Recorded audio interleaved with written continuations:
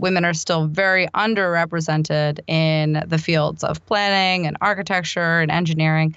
And, we're not even allowed into many of those fields in the actual academic programs until like the early 70s, depending on where you were and who you were and so forth. I'm John Lewis, and you're listening to 360 Degree City, a podcast where we talk to all kinds of folks that are making life in cities better. Our hope is at the end of each episode, you'll start to see your own city from a slightly different angle. In the last 2 episodes, we've talked to 2 urbanists who are in politics. Our guest today is also advocating for political change. It's really important to have a diverse set of people at the table when it comes to urban planning, design, architecture, and municipal politics. Historically speaking, marginalized groups have had limited input into how our cities are built. And in 1961, Jane Jacobs wrote that cities have the capability of providing something for everybody only because and only when they are created by everybody. Equitable representation is a political issue in Canada's national government as well. In 2015, Canada's newly elected Liberal government made headlines by selecting the first gender-balanced cabinet in the country's history. I understand one of the priorities for you was to have a cabinet that was gender balanced. Why was that so important to you? Because it's 2015. Earlier this year in Calgary, City Council debated whether councillors should be able to take parental leave while in office. Our recent guest, Councillor Jyoti Gontek, had some strong words for a fellow councillor who questioned the validity of granting parental leave to councillors. I delivered a baby and then delivered a report 3 weeks later. I am appalled that somebody would say you cannot represent your constituents because you have a child. Unbelievable to me. There are prime ministers in other nations that are having babies and still able to lead.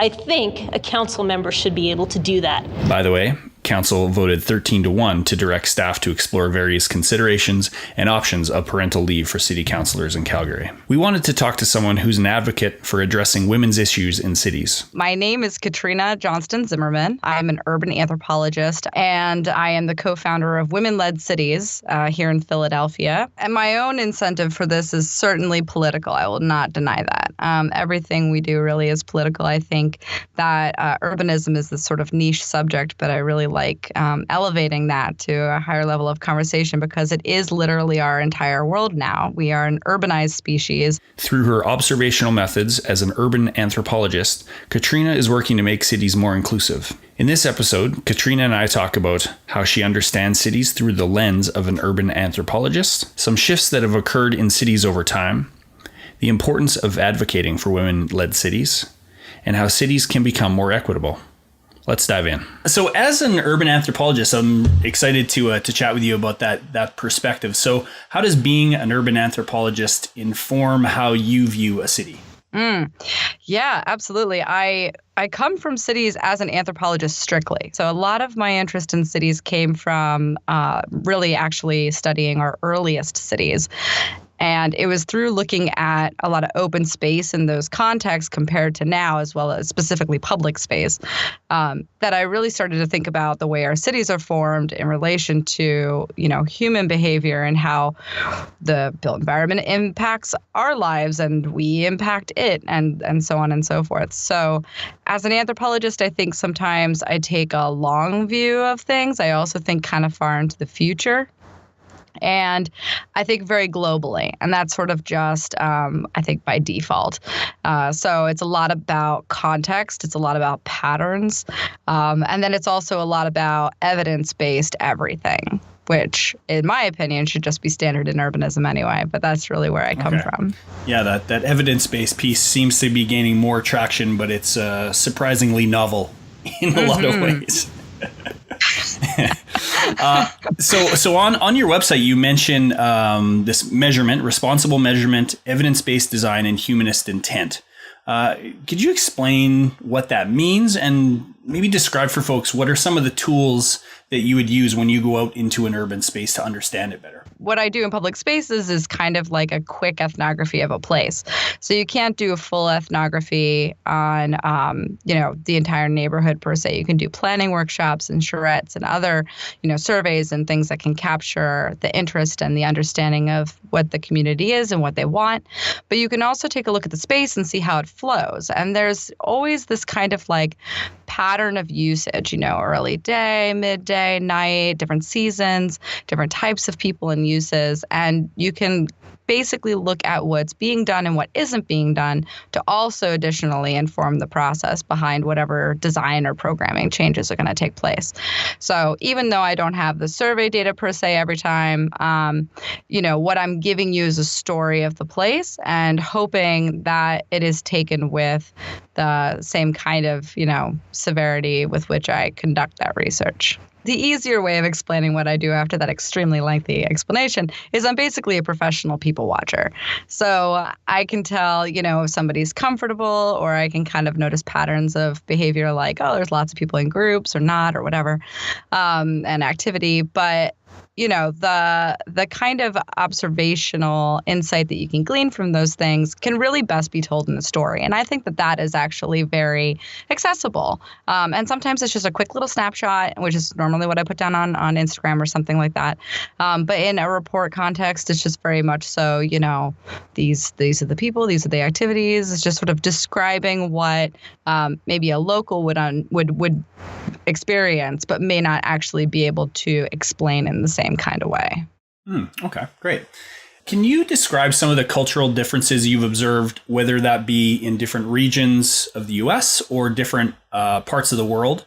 That's one of the things I'm curious about and am admittedly pretty ignorant about in terms of the cultural dynamic that a place might have from a, let's say a national perspective, and how that translates to use of space, and understanding of space. An example would be that in the fall I was in Spain for a few weeks, and one of the things I observed was how many seniors were out walking, and obviously that's a function of the built environment that enables that, but it also is a habit that's formed over a lifetime. Those folks that you obviously didn't just wake up at 75 and start walking. Can you maybe describe some of those insights that you've seen in various, like I say, regions in the States or across different parts of the world you've been to? Mm-hmm. The elderly use of public space is also very common in places like Latin America and South America. I think that it's interesting because, again, form influences behavior, right? And so if you don't have a nice place to stroll through, as an elderly person, as the example, then you're not going to have that kind of culture because it's just literally unavailable. So you have to sort of think about what exists, what has existed for a long period of time as well. And also, I would say, to your point, older folks have a greater culture of person-to-person contact than a lot of younger people do. This public square in a lot of these places, that's where you got all of your information, right? So there's this culture of, after dinner, you go to the central square, you play a game, you have a drink, you talk to your friends, you people watch, and that's just sort of built in. But that's something that can be learned as well. That's the whole point. So that's interesting with you mentioning the role of memory and lived experience when we talked to Cornelia Dinka a few episodes ago about the evolution of Amsterdam turning into a bicycle mecca. And of course, people assume that it used to be, or it's always been that way, but it obviously wasn't. And when that shift was happening in the early 70s, some of the leaders of making the city a more people-friendly and cycle-friendly community were actually people that could remember how it was before the city was built around the automobile. So that idea of collective memory can be really important. And over time, when you have enough experience in a certain type of city, so for example, cities that are built around cars, there might be entire generations, so there is no living memory of what a city is like without it being focused on a car, for example.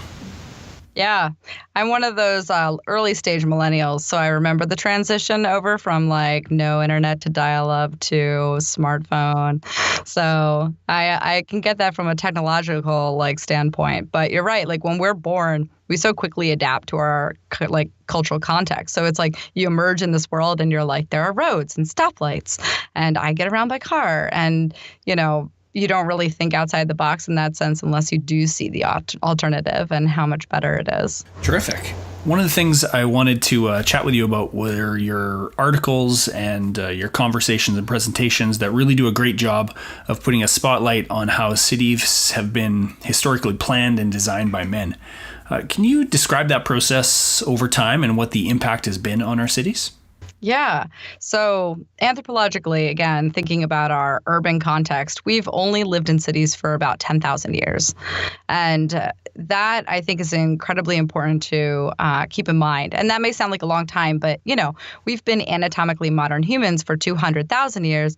We've been evolving for millions of years. This planet has been around for, 4.5 billion years, and it's just sort of one of those things to, put everything in perspective, I guess. But in the urban context, however, when we shifted from hunter-gatherers over to settle down permanently, which happened in modern-day Turkey around what is commonly referred to as the Fertile Crescent, we essentially started building our own habitats. And we've kind of done that temporarily in certain places as well. And, again, over time, this was in different stages depending on where you were. Like North America, for instance, had a totally different pattern or whatever. But so when we transitioned over from hunter-gatherers, we sort of just made like compounds of buildings like close together. But eventually something changed. And I've been told it's about like roughly a couple thousand years that something started changing. And while the earliest cities were very egalitarian, it seems like hierarchies, specialization of labor, control structures, systems of cultural norms like religion and governance. Something came into play that eventually started pushing women down in some capacity. And that's society, but it also, of course, reflected itself in our built environment as well. Again, our environment reflecting our values as society, right? So over the next several thousand years, essentially every city that you see, because of this, ongoing male dominance in society, ended up being just male-dominated cities as well. So there are definitely examples, again, like some cultures were making their own buildings, bottom up for a very long period of time. Some places did a really good job, I think, probably of, having a nice balance of spaces for different activities and so forth. But especially in the modern context, women are still very underrepresented in the fields of planning and architecture and engineering.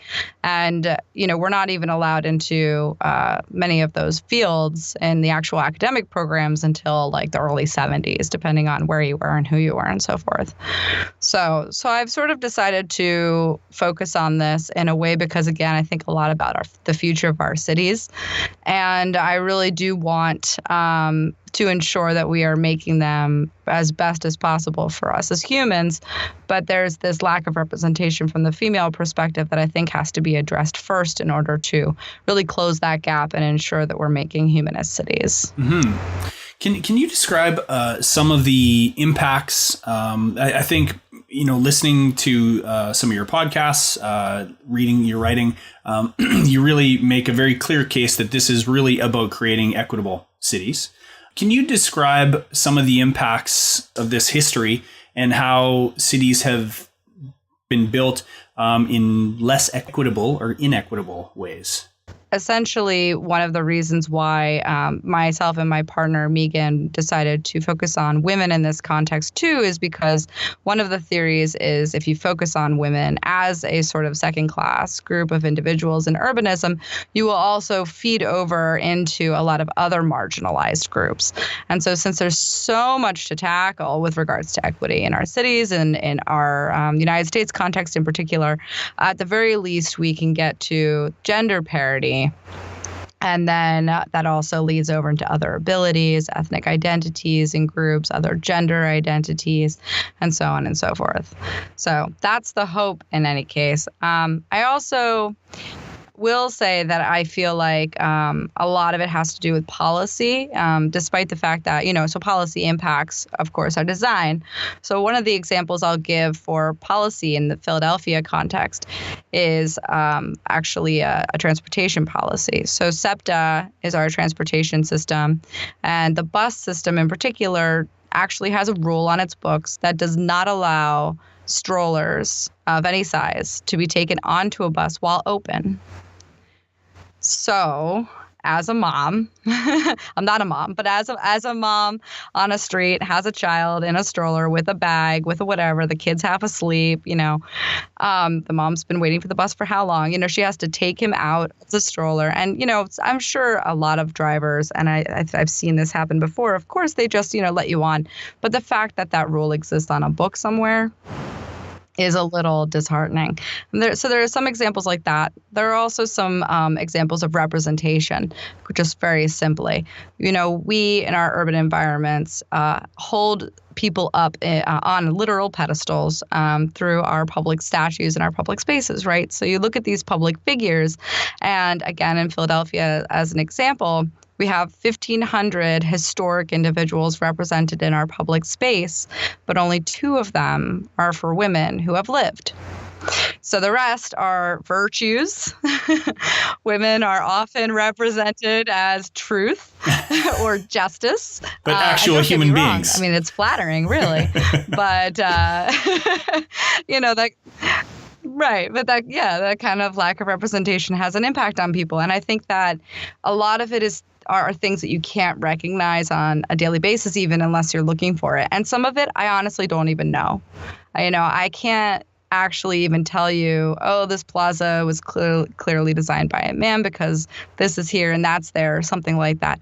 We just don't even have a lot of examples of how women do things necessarily to really say for sure, this is male or this is female or whatever have you. What you're doing is shining a light on so many things that folks take for granted. Because if you just looked at this, at how a city operates and how people move through a city, they already take a number of things for granted. And then this is another really important layer that people wouldn't even think about unless somebody is shining a light on it. So, it's really, really fascinating. And I'm glad to see that the attention that your writing and your podcasting is getting. And which leads me to the next thing I'd like to chat with you about is the Women-Led Cities Initiative. Can you maybe describe how that came about? And you had your first conference in March, I believe. And if you could talk about what some of those big takeaways were. So we had an amazing, 48 hours or so. It was really long. It was so exhausting. But we had a really great group of women that we sort of hand curated in order to get a diversity of a lot of different intersections in the room together. So it was women only in the fields of planning and architecture, but also things like policy, arts. I had a street artist come from Philly who was amazing. Obviously research as well, engineering, real estate, which is hard to find, developers and so forth in commercial real estate. And so we all got together, different ages, ethnicities, identities, and experience levels, and hashed out a lot of stuff in that amount of time. So we're still unpacking the results. But we're going to be putting on 3 more here in Philadelphia over the next year. So we're planning all that right now, too. We want to create essentially a kit of parts. So that way, if you are a like-minded woman in your city and you'd like to start something and have this conversation there as well, then you can do that. It's definitely something that is a hot topic right now. So there's a lot of support for it in a really great way. And then eventually want to lead up to some sort of national or international conference where we can have a platform for discussion for all of these, issues, but also constructive knowledge sharing with regards to research, how you did it in your city, good policies and programs that have been implemented, success stories, and so on. Terrific. And that's exciting to hear that it's not just sort of a an amazing 48 hours that happened at one point in time, and if there's some momentum building. Can you talk about any insights or inspirational moments from the inaugural get-together? I was actually kind of surprised about how much of it was introspective, which, I mean, I shouldn't be surprised because that's what drove me to this subject matter. And so much of it is based around your personal experience in the workplace, again, like, or in the field, or in your, working knowledge, like whoever you're working with all the time, like the city or a company or whatever. As well as just the city street, and there's so many different areas to tackle this issue on, whether it's top-down policy, whether it's, again, like individual workplace settings or so forth. It's kind of daunting, to be perfectly honest. But I think that more than anything else, it's actually an issue that you can take up and do yourself. And that includes men, of course, right? So like if you're in charge of a conference, for instance, you're making a committee to review all the proposals and so on and so forth. Just like make sure that committee is 50-50 male, female, work on the diversity beyond that. But like in the field, whether it's architecture or planning or whatever, do something like that. Or ensure that your selection process is such that your panelists and your keynote speakers are also 50-50. I'm going to a conference that was low on female attendance for some odd reason, and they're offering a discount. They're like, hey, let's increase the gender equity here, so let's bring more women in. So that's an interesting idea. If you are in any way involved with policy, maybe, a very high level thing to do would be to introduce legislation that says, okay, the council members have to be a 50-50 split or something. I don't know. It's kind of difficult. Or if you're in the policy world and you're an urbanist, like propping up the women who are running for council seats and so on. Because again, this is incredibly political. A lot of the changes that do happen, to bike lanes or to housing policies or zoning codes or whatever, that's all, city level politics too, right? Yeah. So hopefully I'll be able to summarize more of that soon. But I will say that when I talk to women about these issues, about cities in particular, young women in particular, but not exclusively, of course, I get a lot of comments about a city being more holistic in terms of how they view it. Also, they take into consideration multidisciplinary things far more often, I think. One of my favorite Jane Jacobs quotes is actually that you can't change what you don't like, or you can't hope to help what you hate. And, when it comes to changing, cities, which are people, cities are people, you can't do that unless you love the people you're planning for.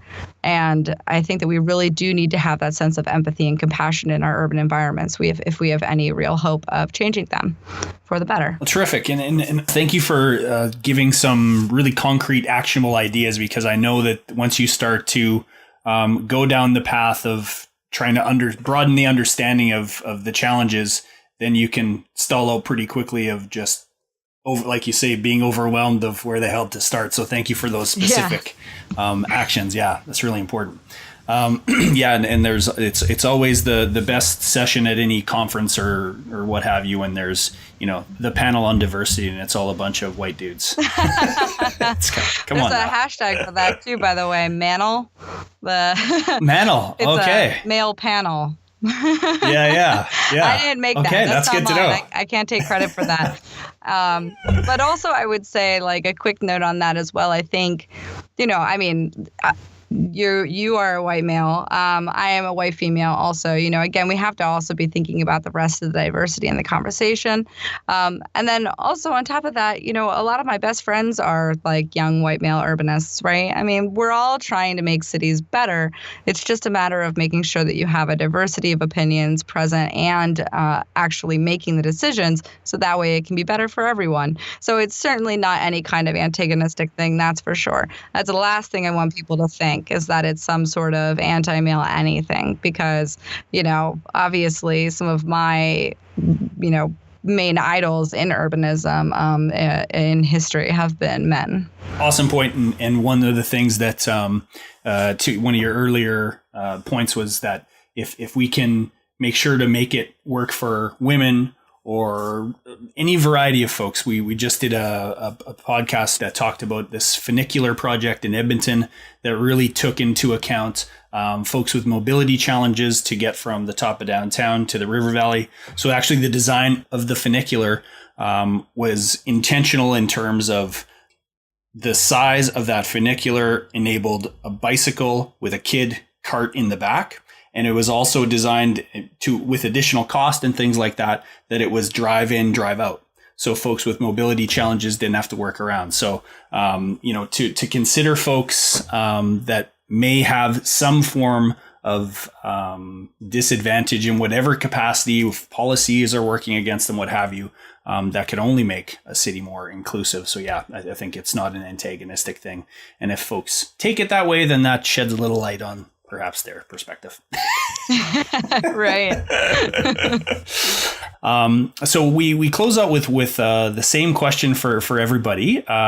If you could share a city that you love in the world and why you love it. Oh, that's such a great question. Okay. But wait, one in contemporary time? Whoa, hold on. Or one from history, because you are, Well, I've never talked to an anthropologist on the podcast before, so hey, if you want to go back in time, that would be cool. Okay, well, so I'm going to cheat. I'm going to do one from now and one from before, and I'll make it quick. So my one from now, because I do think that they both showcase different things. My one from now is Stockholm, Sweden. I am an unashamed Scandophile. And Scandinavia in particular was actually where I got a lot of my inspiration for livable cities, much like everyone else. I've traveled to Copenhagen. I've been to Malmö, Stockholm, Norway, various cities there too. And that really, really inspired me to try and make society better for people because, quite frankly, they did a lot in that capacity. And they have created some of the happiest places to live in the world right now. So there's that. But my ancient city, is actually one of the earliest cities. It's called Çatalhöyük in modern day Turkey. And the reason why I love that one so much is because it was during that transition period, it seems, from hunter-gatherers. It was, literally one of the first cities from hunter-gatherers to, fully settled society. And as far as we can tell, it was completely egalitarian in the way that it was run. So through burial records, we can see that male and female individuals were buried at the same amount of material goods with the same level of respect. It seems as though children were raised not in their own household exclusively. It was a very village-centered kind of child rearing, which is what they do in hunter-gatherer societies as well. And it was just, this like cluster of buildings where the public space was the top of the buildings because all the buildings were actually touching one another. So there were holes in the top of the building that you entered through ladders. So if we can find our way back to that, but not, obviously not back to that because it was like population 7,500 at its peak, I think. But if we can find our way back to the kinds of humanist values that we had during our earliest cities and apply those to today, I think that we can solve these urban issues that we have. Very cool. Well, this has been great, but now it's a cherry on top with going back in time for the favorite city question. That hasn't happened before. Awesome.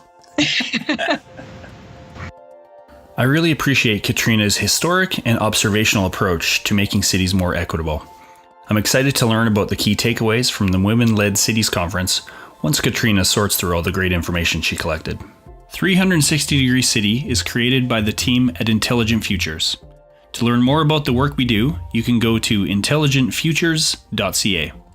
The music in this episode and in all our episodes is by Sound of Picture. If you like the podcast, please share it with someone that might be interested in seeing their own city from a different angle. We would love it if you subscribed and reviewed the podcast and would love to hear your feedback.